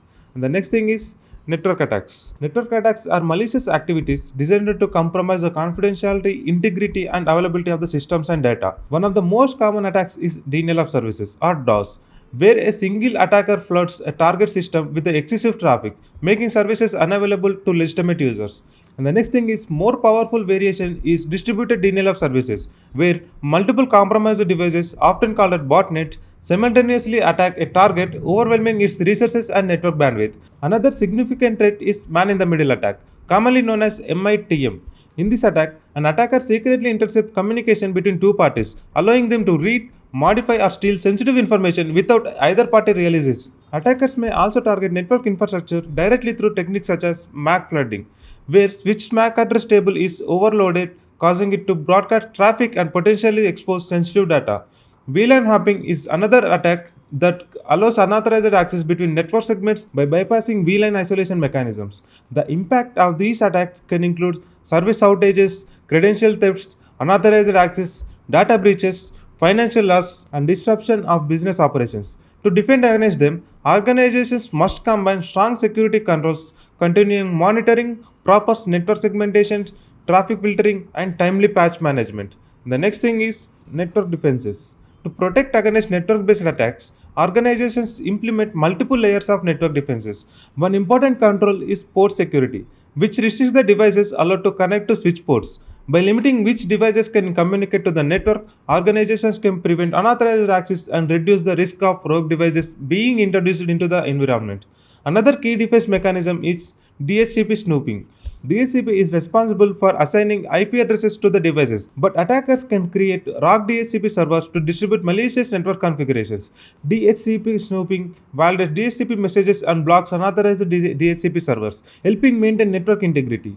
Network segmentation is another powerful security control. Instead of placing all systems on a single network, organizations divide infrastructure into separate security zones. For example, user systems, servers, and databases may each reside in different network segments. This limits an attacker's ability to move laterally if one system becomes compromised. Combined with firewalls, access control lists, intrusion detection systems, and continuous monitoring, these defenses can create layered security approach that significantly reduce the organization's attack surface and improve resilience against cyber threats. Let us discuss cryptography fundamentals, which forms the foundation of secure digital communications. Cryptography is the practice of protecting information by transforming it into a format that can only be understood by the authorized parties. Its primary purpose is to secure data from unauthorized access while ensuring trust and integrity in digital systems. Cryptography supports four major security objectives. The first thing is confidentiality, which ensures the sensitive information can only read by the authorized users. This is typically achieved through encryption, where readable data is converted into ciphertext. The next objective is integrity, which ensures the data is not been altered or tampered with during storage or transmission. The third objective is authenticity, which verifies the identity of users, devices with during storage or transmission. The third objective is authenticity, which verifies the identity of users, devices, or data sources, often through digital certificates, signatures, and authentication mechanisms. The fourth objective is secure communications, which enables safe data exchange across potentially untrusted networks such as internet. Modern cybersecurity depends heavily on cryptography. Technologies such as HTTPS, VPNs, digital signatures, multi-factor authentications, cloud security, and secure messaging all rely on cryptographic principles. Without cryptography, sensitive information such as passwords, financial transactions, personal data, and business communication would be exposed to attackers. As a result, cryptography remains one of the most critical building blocks of information security in today's digital world. The next thing is encryption versus decryption. Let us start with the encryption and decryption, which are the core concepts of data protection. Encryption is a process of converting readable information known as plain text into the unreadable format called as ciphertext using a cryptographic key. The purpose of the encryption is to ensure that even if data is intercepted by an attacker, it cannot be understood without the correct key. Decryption is the reverse process, where the ciphertext is converted back into its original readable form using the appropriate key. Together, encryption and decryption protect sensitive information during the storage and transmissions. We use these processes every day in technologies such as HTTPS websites, online banking systems, VPNs, secure messaging applications, and digital signatures. In simple terms, encryption locks the data and decryption unlocks it for authorized users only. The next thing is types of encryption. Encryption can generally be divided into two major categories. Encryption can generally be divided into two major categories: symmetric encryption and asymmetric encryption. Symmetric encryption uses the same key for both encryption and decryption. Because only one key is allowed, it is faster and more efficient, making it ideal for encrypting large amounts of data. However, the challenge lies in securely sharing the key between the communicating parties. And the next thing is asymmetric encryption. It uses two different keys known as public key and a private key. Public key can be shared openly and is used to encrypt data. And the next thing is asymmetric encryption. It uses two different keys, public key and a private key. The public key can be shared openly and is used to encrypt the data, while the private key is kept secret and is used to decrypt the data. This approach solves the key distribution problem and provides additional security features such as authentication and digital signatures. Modern security systems often combine both methods, using asymmetric encryption to exchange keys securely and symmetric encryptions for actual data transfer. And the next thing is hashing. Hashing is a cryptographic process that converts data of any size into a fixed length value called hash. Unlike encryption, hashing is a one-way function, meaning the original data cannot be recovered from the hash value. This makes hashing ideal for verifying data integrity rather than protecting confidentiality. If even a single character changes in the original input, the resulting hash value changes significantly, a property known as avalanche effect. Hashing is widely used in cybersecurity for password storage, digital signatures, file verifications, and integrity checking. For example, when a user creates a password, the system stores the hash value of the password rather than the password itself. During login, the entered password is hashed again and compared to the stored hash. Common characteristics of secure hash functions include deterministic output, fast computation, and collision resistance. Common characteristics of secure hash functions include deterministic output, fast computation, collision resistance, and pre-image resistance. And the next thing is password security and salting. Password security is a critical aspect of protecting user accounts and sensitive information. Attackers often attempt to compromise passwords using techniques such as brute force attacks, dictionary attacks, rainbow table attacks, and credential stuffing. To defend against these threats, organizations implement strong password policies and secure storage mechanisms. One of the most important techniques used in the password protection is salting. A salt is a unique random value that is added to the password before it is hashed. Even if two users choose the same password, adding different salts ensures that their resulting hash values are completely different. This prevents from using pre-computed rainbow tables to crack passwords efficiently. Modern password security relies on strong hashing algorithms such as bcrypt or Gun2, which are specifically designed to slow down the password cracking attempts. In addition to salting, organizations should enforce strong password requirements, implement account logout policies, encourage the use of password managers, and deploy multi-factor authentications. These combined measures significantly reduce the risk of unauthorized access and strengthen overall account security. In summary, salting enhances password protection by making stored password hashes and much more resistant to common password tracking techniques. Next thing is digital signatures. Digital signatures are cryptographic mechanisms used to verify the authenticity, integrity, and non repudiation of the digital data. They rely on asymmetric encryption, which uses a pair of keys, private key and a public key. When a sender wants to sign a document or a message, a hash of the data is first generated. This hash is then encrypted using the sender's private key, creating the digital signatures. The message and the signature are sent together to the receiver. Upon receiving them, the receiver decrypts the signature using the sender's public key and generates the new hash of the received message. If both hash values match, it confirms that the message has been not altered and it is genuinely came from the claimed sender. Digital signatures are widely used in software distributions, SSL certificates, email security, electronic contracts, and online transactions. They provide trust in digital communications by ensuring authenticity, integrity, and accountability. The next thing is technography. Steganography is the practice of hiding secret information inside another file or a medium so that the existence of messages remains concealed. Unlike cryptography, which makes data unreadable, steganography focuses on making the message invisible. The hidden information can be embedded within the image, audio files, or videos or text documents without noticeable changing the appearance of the original file. For example, a secret message can be hidden inside a pixels of an image and transmitted without raising suspicion. When the receiver receives the file, specialized tools can extract the concealed information. The key difference between the steganography and cryptography is cryptography protects the content of the message while steganography hides the existence of the message itself.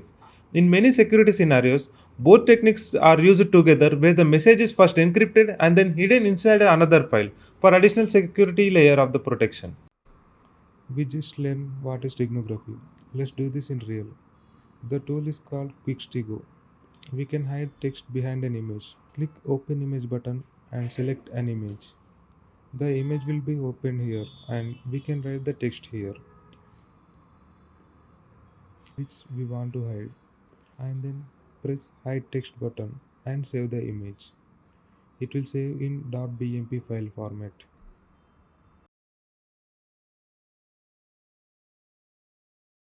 The saved image looks normal as before. To see the hidden text, open QuickStego and open the image in it. It will automatically show that hidden text here. And the last thing is ethical and legal requirements for ethical hacking. Ethical hacking involves identifying and testing security vulnerabilities in the systems, networks, and applications with proper authorization from the owner. Unlike malicious attackers, ethical hackers operate within the legal and ethical boundaries to help organizations strengthen their security posture. Before conducting any security assessments, written authorization must be obtained and the scope, objectives, limitations of the engagement must be clearly defined. These guidelines are often documented in rules of engagement which specify the permitted targets, testing methods, communication procedures, and reporting requirements. An important responsibility of ethical hackers is responsible disclosure. When the vulnerabilities are discovered, they should be reported to the affected organizations, allowing sufficient time for remediation before any public disclosure. Ethical hackers must respect privacy, protect sensitive information, avoid causing disruption to business operations, and comply with all applicable laws and regulations. The core principles of ethical hacking are legality, professionalism, responsibility, and respect. By following these principles, ethical hackers help organizations identify weaknesses, improve defenses, and maintain trust while ensuring that security testing remains safe, controlled, and lawful. Thank you all for completing this course and staying with us until the end. If you are passionate about cybersecurity and ethical hacking and want to gain real world experience, we are excited to announce that we are offering internship opportunities for interested students. To apply, simply click the link in the description and fill out the application form. Once we receive your submission, our team will review it and reach out to you directly. We wish you all the best in your cybersecurity journey.